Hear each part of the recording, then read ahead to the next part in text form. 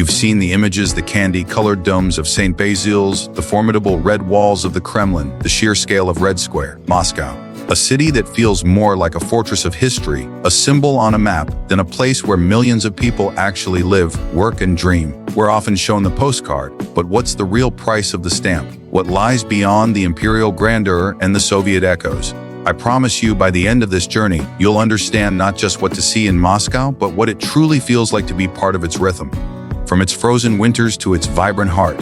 So let's peel back the layers together. Every story of Moscow begins in the same place, the heart, and Moscow's heart beats with the weight of centuries within the Kremlin's walls. This isn't just a tourist attraction, it's the nerve center of a nation, a UNESCO World Heritage Site that is as much a working government office as it is a museum. Standing in the middle of Red Square, you are literally surrounded by the pillars of Russian history.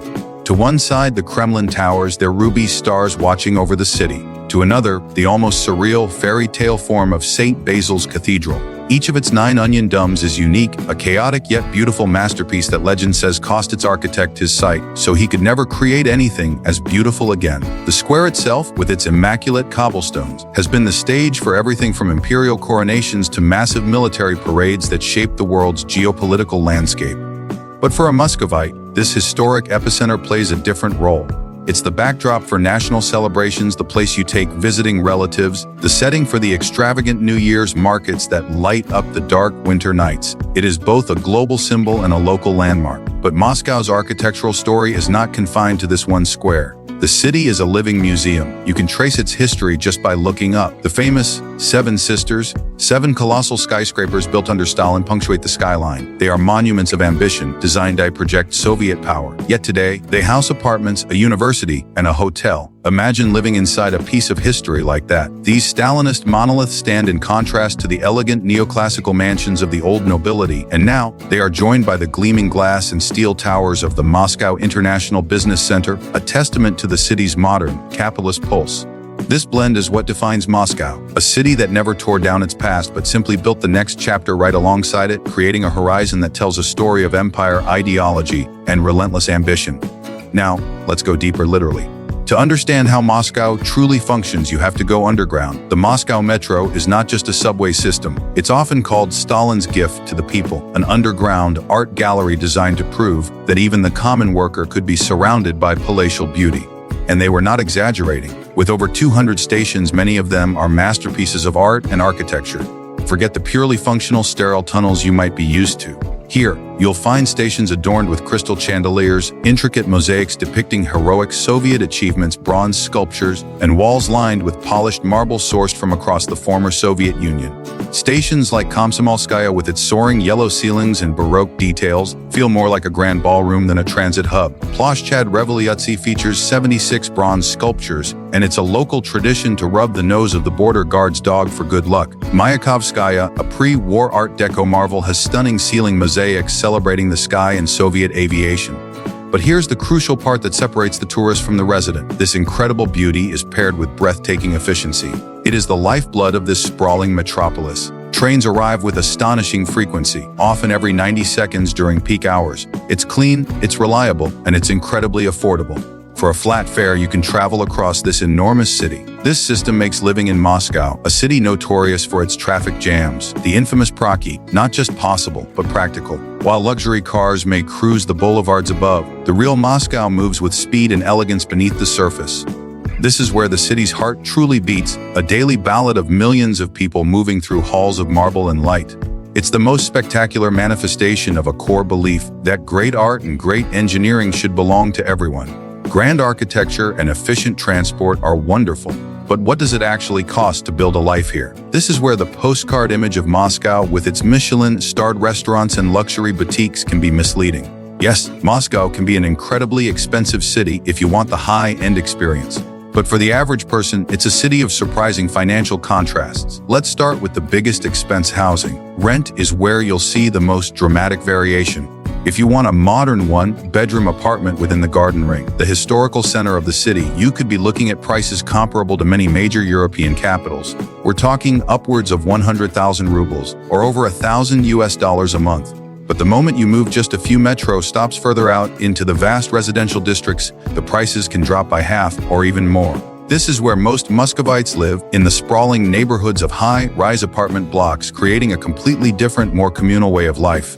Now, for daily expenses, groceries are surprisingly reasonable, especially if you shop at the local markets, the Rynok, where you can buy fresh produce, meat, and dairy from the surrounding regions. A monthly grocery bill for one person can be quite manageable. Transportation, as we discussed, is a huge money saver. A monthly unlimited metro pass is a fantastic deal and is often all you need. So, what about earning a living? Moscow is the undisputed economic engine of Russia. It's a hub for IT, finance, media, and countless other industries.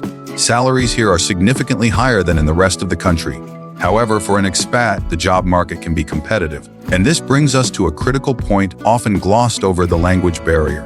While you can get by with English in the touristy city center, in hotels and some restaurants, to truly live and work here, to deal with paperwork, to go to the doctor, to build genuine connections, a grasp of the Russian language is not just a bonus, it is essential. This is perhaps the biggest investment one has to make to unlock the full Moscow experience. It's a city that rewards effort both professionally and culturally. A city is not just its buildings and its economy, it's the people who give it a soul. And the soul of Moscow can be misunderstood. The stereotype of the cold, unsmiling Russian is famous, but it's largely a misconception born from a cultural difference.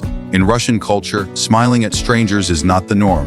A smile is generally reserved for genuine moments of happiness, for friends and family. It's not a public performance, but once you break that initial barrier, you'll often find a deep warmth, fierce loyalty, and a passionate love for culture and conversation. This love for culture is everywhere. Moscow has over 400 museums and some of the world's most revered theaters. The Bolshoi Theater is an iconic home for ballet and opera, while the Tretyakov Gallery holds the world's most extensive collection of Russian fine art. These aren't just places for the elite, they are deeply woven into the fabric of public life, with affordable ticket options and a genuine sense of national pride. But perhaps the most revealing cultural spaces are the city's parks. Moscow is an astonishingly green city. This is where you see the city breathe, where the formal facade drops. On a warm summer evening, Gorky Park transforms. It's a vibrant tapestry of life. People are rollerblading, riding bikes, attending free dance classes, watching movies in an open-air cinema, or simply lying on the grass by the Moscow River. It's a space that feels creative, free, and full of youthful energy.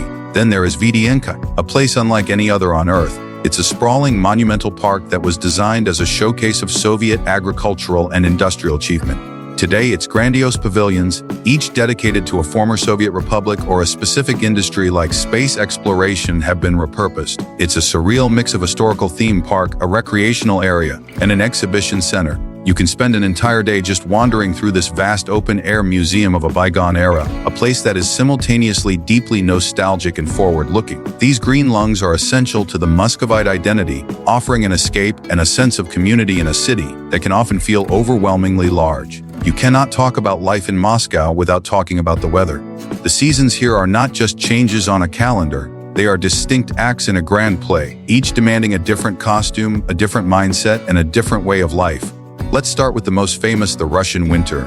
Yes, it is cold. It is a deep, profound cold that can reach -20 or even -30 degrees Celsius. The days are short, the nights are long, and the city is blanketed in a thick layer of snow for months. But to see winter only as a hardship is to miss its magic. Moscow knows how to do winter. The city transforms into a glittering wonderland. The streets are decorated with millions of dazzling lights, creating an atmosphere that feels festive from December all the way through February. This is when the parks you loved in the summer become enchanting ice kingdoms. Gorky Park floods huge sections to create one of the largest and most beautiful outdoor ice skating rinks in Europe, complete with music, cafes, and shimmering light tunnels. Red Square hosts a charming ice rink right in front of the GM department store, which itself is lit up like a palace.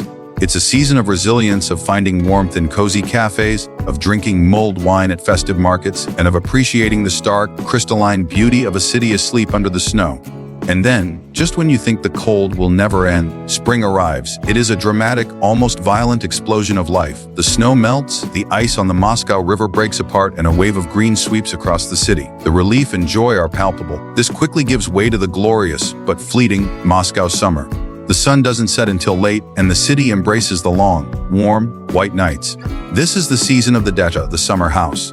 It's a deeply ingrained cultural tradition for city dwellers to escape to their small country homes on weekends, to garden, to have shashlik barbecue, and to connect with nature. Following summer is the Zolotaya Osen or Golden Autumn. For a few weeks, the city's vast parks are set ablaze with incredible shades of gold, orange, and red. The air is crisp and clear, and there's a beautiful, slightly melancholic feeling as the city prepares for the winter once more. To live in Moscow is to live in sync with this powerful natural rhythm, to learn to not just endure, but to celebrate each season for the unique gifts it brings. What does a city of 12 million people eat? The original video mentioned global cuisine and Michelin stars, but the true culinary story of Moscow is far more interesting and accessible. The city's food scene is a fantastic reflection of its history and its modern, cosmopolitan identity. Of course, you have the classics. You'll find delicious borscht, beet soup, and blini, thin pancakes everywhere. But the real comfort food for many Russians is pelmeni, delicious dumplings filled with meat, served with a dollop of sour cream or smetana. It's the ultimate home-cooked meal. Then there's the culture of shashlik, marinated meat skewers grilled over an open fire, which is the heart of any dacha gathering or park picnic. For a truly authentic and budget-friendly experience, you can visit a stolovaya, a type of self-service canteen that has survived from Soviet times, offering simple, hearty, and nostalgic meals. But Moscow's palate is incredibly diverse. One of the most beloved cuisines here is Georgian. Restaurants serving khachapuri cheese-filled bread and kinkali large, spice soup dumplings are on almost every corner and are a local obsession. The city has also embraced the global trend of food halls in a big way. Places like Depot, in a converted tram depot, have brought together dozens of food concepts under one roof, creating a vibrant, bustling atmosphere where you can sample everything from Vietnamese pho to Israeli street food. The cafe culture is also thriving.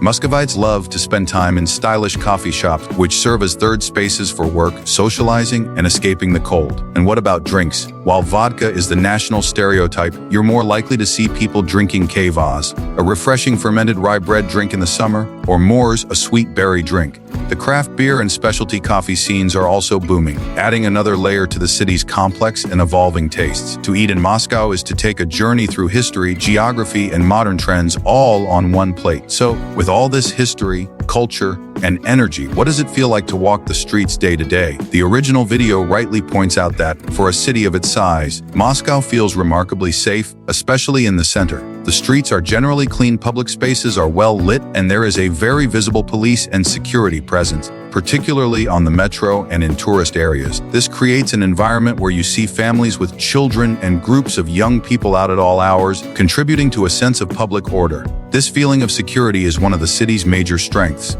However, it's also part of a larger, more complex social fabric. Life in Moscow operates on a set of unspoken rules and a respect for authority. There's a certain formality to interactions, especially with bureaucracy, which can be a significant challenge for foreigners. This is not a city that wears its heart on its sleeve. The social culture is also quite group-oriented. As the original video noted, people often walk in groups of friends. This creates a lively, energetic street life, but it can also mean that breaking into social circle can take time. Friendships are deep and meaningful, but they are built on trust earned over time. This is a city where connections matter, both personally and professionally. For families considering a move, Moscow offers a surprisingly kid-friendly environment. The abundance of parks with fantastic playgrounds, the numerous theaters for children, and the world-class circuses make it a stimulating place to grow up. There is a strong public school system, as well as a variety of international schools catering to the expat community. Ultimately, living in Moscow is about navigating the contrast between the monumental, imposing exterior and the warm, vibrant life within its apartments and cafes, the contrast between the formal public sphere and the deep loyalty of private friendships, and the contrast between a deep reverence for history and a relentless drive toward the future. It's a city that doesn't necessarily seek your approval, but if you take the time to understand its language, its history, and its rhythms, it offers an experience that is incredibly profound and rewarding. Moscow is a city that defies easy labels. It's not just a collection of historical landmarks, it's a living, breathing organism with a powerful, complex pulse. What surprised me the most was the discovery of its quiet, intimate side hidden behind the grand, imperial facade. The warmth of a shared meal in a small Georgian restaurant, the peacefulness of a snowy park at midnight, the communal joy of an outdoor concert on a summer evening. This is the city that lies beyond the headlines. What part of Moscow's story surprised you the most? Share your thoughts or questions in the comments below. If this journey has given you a new perspective, consider sharing it with a friend who also loves to look deeper than the surface. And don't forget to subscribe for more in-depth explorations of the world's most fascinating places. Thank you for joining me on this adventure.